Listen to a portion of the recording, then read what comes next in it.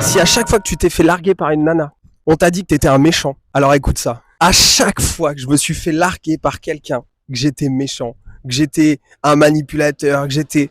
Et au final, en prenant du recul et en cherchant pourquoi, je me suis rendu compte que quand je rentrais dans une relation, je rentrais pas par amour, je rentrais pas pour partager quelque chose avec cette personne. Mais indirectement, je rentrais dans cette relation pour chercher de la reconnaissance, pour combler un vide, pour combler cette dépendance affective que j'avais, ce besoin de réconfort, ce besoin de chaleur humaine, ce besoin de me sentir en sécurité. Parce que à aucun moment je me donnais cette sécurité. À aucun moment je me donnais ce que je recherchais avec l'autre, je me le donnais moi-même. À aucun moment. Et donc au final, quand tu rentres dans ce type de relation, dans l'espoir inconscient de sauver la personne, le sauveur en permanence deviendra le méchant. En permanence. C'est normal, c'est mathématique, c'est la vie en fait.